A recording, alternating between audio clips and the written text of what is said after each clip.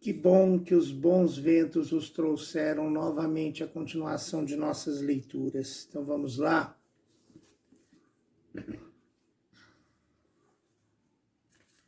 297ª noite. Na noite seguinte, acordou Dinazarda, chamando por sua irmã Sherazade da seguinte forma: Minha irmã, minha rica irmã, continueis a história da noite anterior de Abu Hassan. Retomando a história da noite anterior, Sherazade prosseguiu assim: A senhora, que sabia que o califa via tudo o que se passava no quarto, gostou de ter ocasião de mostrar o que era capaz de fazer quando se tratava de o divertir. Aproximou-se, pois, de Abu Hassan com a seriedade possível e, apertando levemente entre os dentes a ponta do dedo que ele lhe estendera, fez-lhe sentir alguma dor. Puxando para si a mão apressadamente, Abu Hassan disse logo: Não durmo, não durmo. Por certo, logo, que milagre estou neste, pois feito califa numa noite, eis aqui a coisa mais maravilhosa e mais extraordinária. Dirigindo-se depois à mesma senhora: Não me oculteis a verdade, disse ele. Eu vos peço, em nome de Deus, em que tendes confiança, assim como eu, será verdade que sou comendador dos crentes? É tão verdade, respondeu a senhora, que vossa majestade é comendador dos crentes, que temos motivos todos quanto somos vossos escravos, de admirar-nos, que queira persuadir-me de que não é. Sois uma mentirosa, replicou Abu Hassan. Bem sei o que sou. Percebendo o chefe dos eunucos que Abu Hassan queria levantar-se, ofereceu-lhe a mão e ajudou a pôr o pé para fora da cama. Estando em pé, passou em todo o quarto, ressoou em todo o quarto a saudação que todos os oficiais e todas as senhoras lhe fizeram ao mesmo tempo, com uma aclamação nesses termos: Comendador dos crentes, que Deus dê um dia feliz a vossa majestade. Ó céu, que maravilhosa, que maravilha esta, clamou então Abu Hassan. Ontem de tarde era Abu Hassan, e hoje pela manhã sou o comendador dos crentes.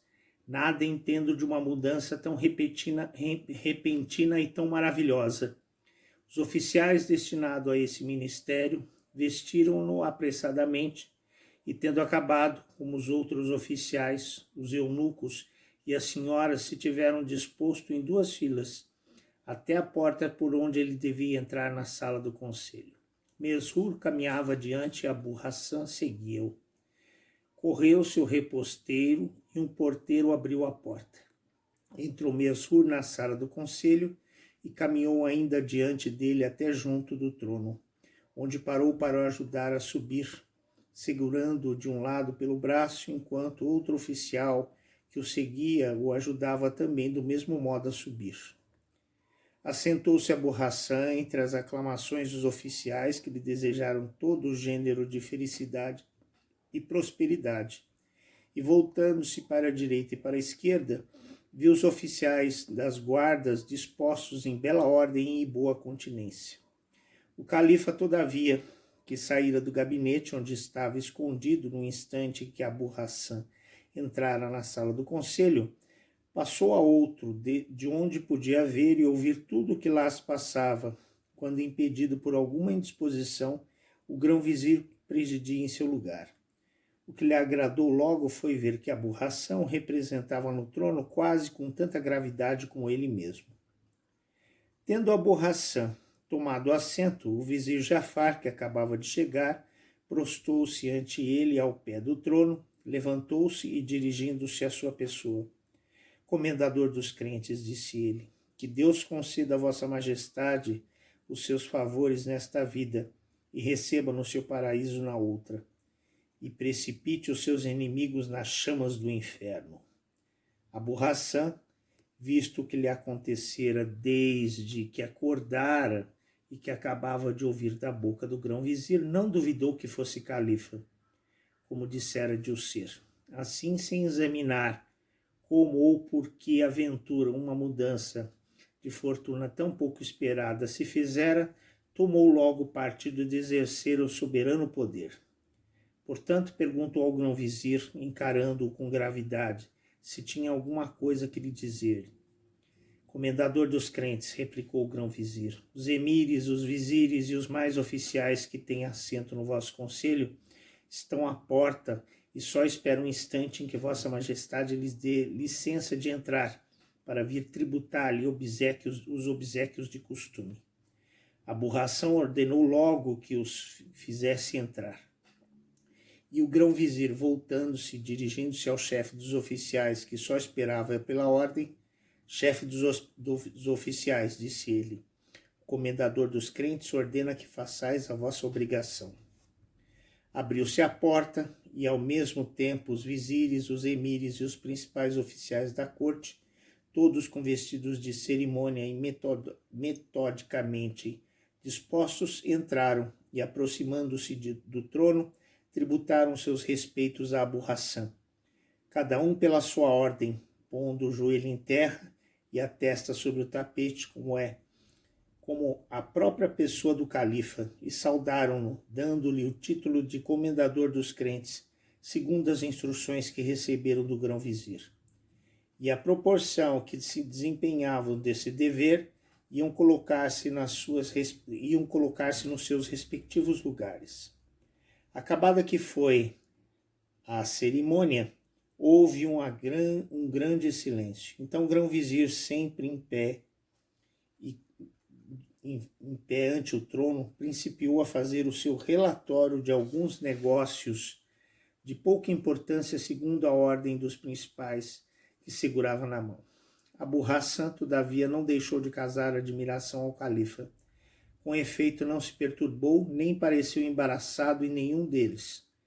Julgou-os todos com retidão, conforme lhe inspirara o bom senso, quer se tratasse de conceder ou recusar o que se pedia. Antes que o grão-vizir acabasse o seu relatório, avisou a Abu-Hasan, o juiz da polícia, que conhecia de vista, sentado no lugar. Esperai um pouco, disse ao grão-vizir, interrompendo-o. Tenho uma ordem urgente que dar ao juiz da polícia.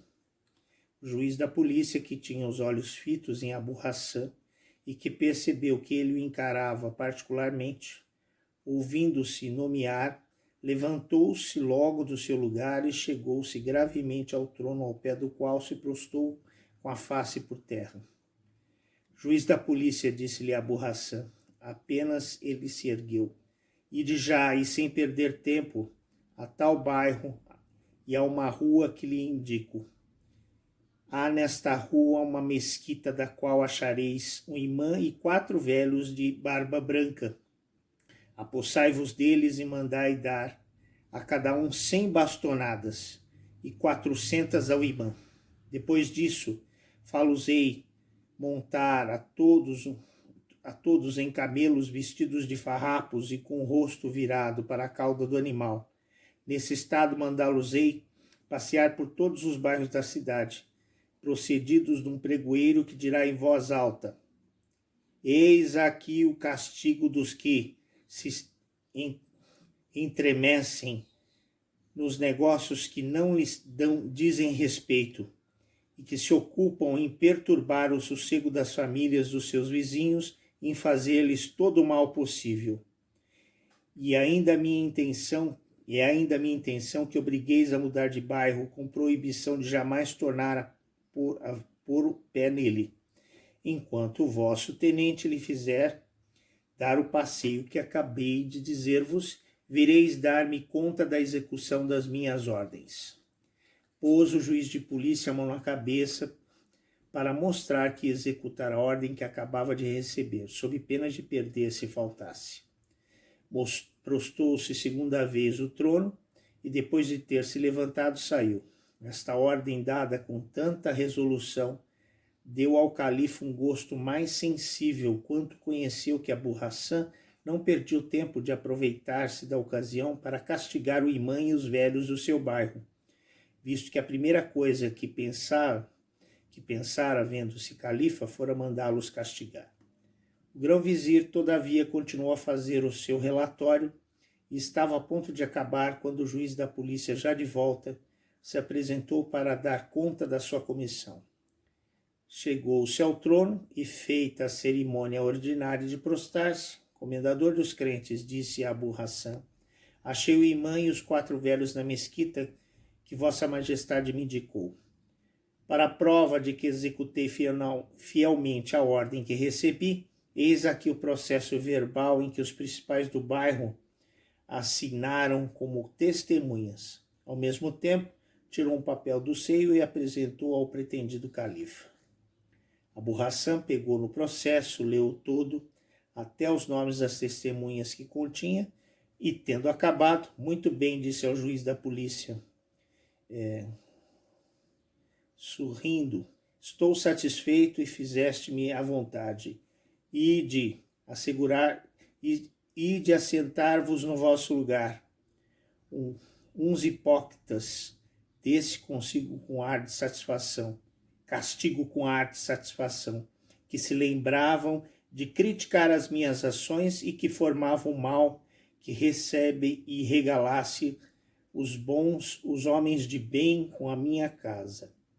Bem mereciam este castigo. O califa, que o observava, adivinhou o seu pensamento e sentiu em si mesmo uma alegria indizível por tão bela exposição. Dirigiu-se depois a Abu Hassan ao grão-vizir. Ordenai de minha parte ao tesoureiro Mor, disse-lhe, que vos dê uma bolsa de 1000 moedas de ouro e de levá-la à mãe de um certo Abu Hassan, chamado o Libertino. É homem conhecido em todo o bairro por este nome. Não há ninguém que não vos mostre a sua casa. Parti e voltai logo.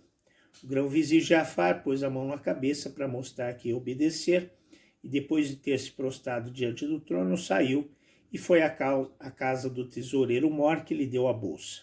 Ordenou um dos escravos que seguiam que pegasse nela e foi levá-la à mãe de Abu Hassan, dizendo-lhe que o califa lhe mandava este presente, sem mais explicação. Recebeu com tanta admiração quanto não imaginava o que podia ter obrigado o califa a fazer-lhe tão grande liberalidade, ignorando o que se passava no palácio. Na ausência do grão-vizir, o juiz de polícia fez o relatório de alguns negócios que diziam respeito ao seu ministério.